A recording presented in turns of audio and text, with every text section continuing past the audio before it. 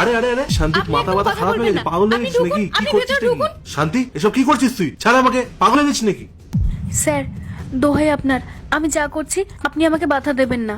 বাধা দেবো না মানে? কি হচ্ছে এসব? স্যার, আপনি ভুল বুঝছেন, আমি আপনাকে অসম্মান করতে চাই না, আসলে আমি আপনাকে বিশেষ কিছু বোঝাতে চাই। কি হচ্ছে আমার সাথে এরকম ব্যবহার করে? আবার আমাকেই বলছিস কিছু দেখাতে চাস? কি বোঝাবি শুনি আমাকে? এর ভেতর থেকে কি বোঝানো যায়? স্যার, আসলে আমি একজনের আসল চেহারাটা আপনাকে দেখাতে চাই, আর এই সত্যিটা আপনাকে আমি অনেকদিন ধরে জানানোর চেষ্টা করছিলাম, কিন্তু পারিনি। আর আজকে সেই সময় এসেছে, আর আজকে আপনি আপনার চোখের সামনে সব সত্যিটা দেখতে পাবেন। আসল চেহারা? আমি কিছুই বুঝতে পারছি না। তুই কার কথা বলছিস শান্তি? ঠিক করে বল। স্যার, আমি ম্যাডামের কথা বলছি। ম্যাডাম? মানে তুই আমার স্ত্রীর কথা বলছিস?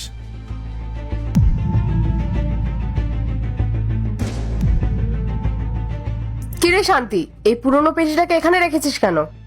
আসলে ম্যাডাম, স্টোর রুমটা জ্যাম হয়ে গেছিল তো, তাই ভাবলাম পুরনো জিনিসপত্রের সাথে এটাও বেচে দিই, তাই বের করেছিলাম আর কি। ও, ভালোই করেছিস।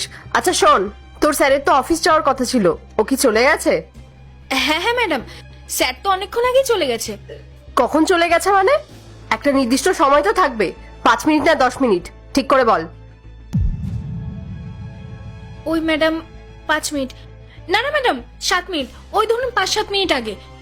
ও, তার মানে তো এতক্ষণে ও সোসাইটি ছাড়িয়ে মেন রোডে চলে গেছে।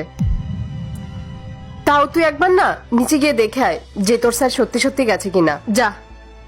আরে ম্যাডাম, আমি তো নিজের চোখেই দেখলাম যে স্যার চলে গেছেন, আমি বলছি তো উনি বেরিয়ে গেছেন। এই, একটা কথা একবার বললে তোর কানে ঢোকে না? আমি তোকে যেতে বলছি, তুই যাবি। যা গিয়ে দেখে আয় স্যার আশেপাশে আছে কিনা, আর দেখে আমাকে এসে জানা। যা বলছি কর। আচ্ছা ম্যাডাম, যাচ্ছি। এই শান্তিটা না বড্ড বেড়েছে, একটা কথা একবার বললেও বোঝে না। ওর ব্যবস্থা আমি পরে করছি।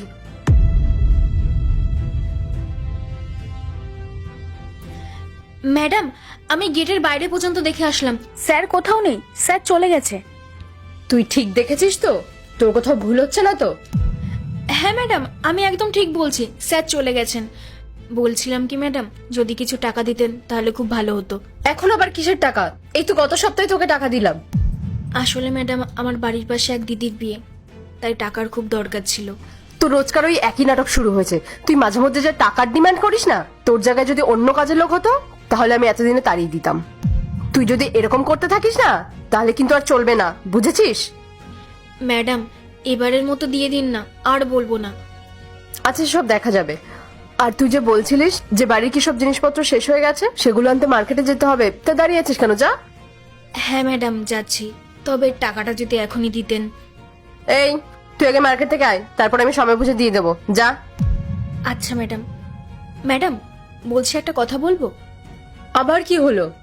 আপনি না স্যারের সাথে খুব খারাপ করছেন, আপনি ওনাকে ঠকাচ্ছেন। ম্যাডাম, আপনার কি একটুও লজ্জা লাগে না? স্যার আপনাকে কত ভালোবাসে, আর আপনি ওনার পেছনে পেছনে এরকম করছেন। এই, মুখ সামলে কথা বল। চাকর আছিস, চাকরের মতো থাক। আমাকে শেখাতে আসিস না কোনটা ঠিক আর কোনটা ভুল। আমি খুব ভালো করেই জানি যে আমি কি করছি। এখন এখানে দাঁড়িয়ে দাঁড়িয়ে আমার মুখ না দেখে দূর হয় এখান থেকে।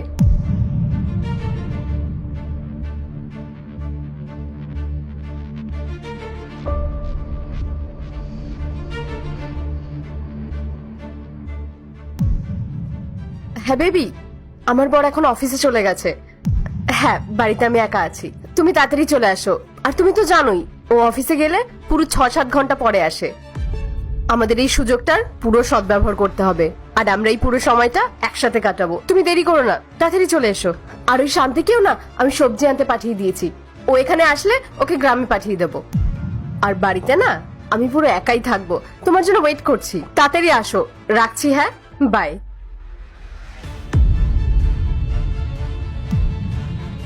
আজ তোকে ডেকে নিলাম, এভাবে কতদিন চলবে? একদিন না একদিন তো সব সত্যিটা সামনে চলে আসবে। আমার হাজবেন্ডের সামনে যদি সব সত্যিটা চলে আসে, জানি না ও আমার কি অবস্থা করবে। চলে আসবে না মেঘা, চলে এসেছে। আরে ইন্দ্র, তুমি তুমি এখানে তুমি এখানে কোথা থেকে? কেন, খুব অবাক হচ্ছ না আমাকে দেখে? আমি ভাবতেও পারিনি তোমার এসব নোংরামো নিজের কানে শুনবো আমি। আমার আড়ালে তুমি এসব করছিলে? একবারও তোমার লজ্জা করলো না? না মানে তুমি এই বক্সের মধ্যে কি করছিলে? তুমি তো অফিসে চলে গেছিলে, তাই না? তার মানে তুমি এখানে লুকিয়ে লুকিয়ে আমার সব কথা শুনছিলে।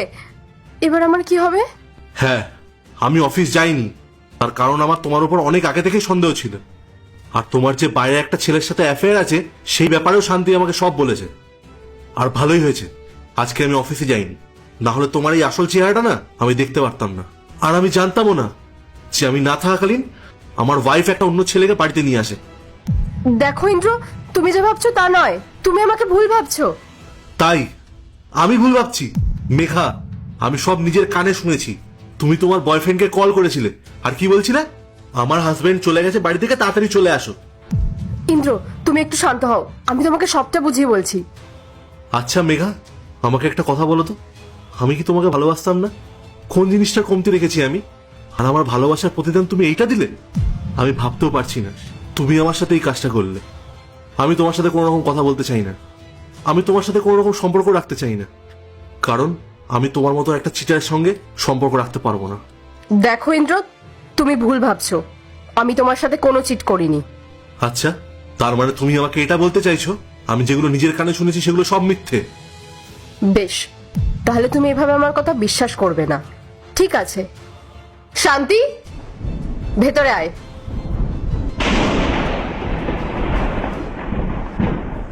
শান্তি, তুমি? এসব কি হচ্ছে? স্যার, আসলে এগুলো সব নাটক ছিল, কোনো ছেলেরই আসার কথা ছিল না। আর সত্যি কথা বলতে ম্যাডামই এসব করতে বলেছিল, কারণ ম্যাডাম দেখতে চেয়েছিলেন ম্যাডামকে আপনি কতটা বিশ্বাস করেন। আসলে কালকে সোসাইটিতে... শান্তি, তুই থাম, আমি তোমাকে বলছি যে আসল সত্যিটা কি।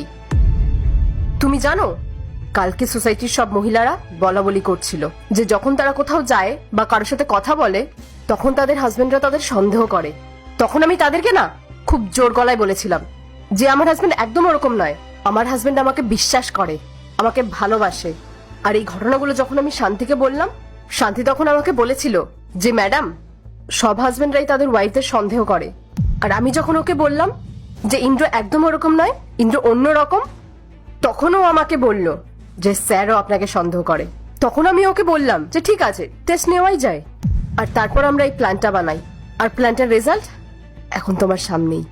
ইন্দ্র, একটা সম্পর্ক বিশ্বাস আর ভরসার উপরই টিকে থাকে। যখন ওই বিশ্বাস আর ভরসাটাই না থাকে না, তখন ওই সম্পর্কটা আর টেকে না। দেখো ইন্দ্র, এখন এই সোসাইটির মহিলাদের কথাটাই ঠিক হয়ে গেল যে স্বামীরা নিজেদের স্ত্রীকে কখনোই বিশ্বাস করে না। ইন্দ্র, আমি তোমাকে কখনো এরকম ভাবিনি। আমার তোমার উপরে না সম্পূর্ণ ভরসা ছিল যে তুমি আমাকে ট্রাস্ট করো, কিন্তু আমি ভুল ছিলাম। হ্যাঁ মেঘা, তুমি একদম ঠিক বলেছ, কারণ একটা সম্পর্ক বিশ্বাস এবং ভরসার উপর টিকে থাকে। আমার তোমাকে জিজ্ঞেস করা উচিত ছিল যে আসলে ব্যাপারটা কি। আমার সরাসরি তোমাকে সন্দেহ করাটা উচিত হয়নি। আর আমিও পাগল যে শান্তির কথা শুনে তোমাকে সন্দেহ করেছি।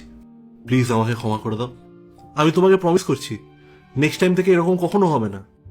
মেঘা, স্বামী স্ত্রীর সম্পর্কটা তো একটা বিশ্বাসের উপর টিকে থাকে, তাই না? ইন্দ্র, তোমাকে ক্ষমা চাইতে হবে না, কিন্তু আমি শুধু তোমাকে এইটুকুনিই বলবো যে তুমি যাকে ভালোবাসো তাকে অন্তত বিশ্বাসটুকু করো।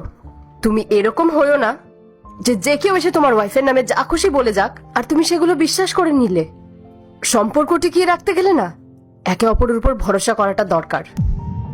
যখন কাউকে মন থেকে ভালোবাসা হয় না, তখন তার উপর বিশ্বাস রাখা দরকার, বুঝলে?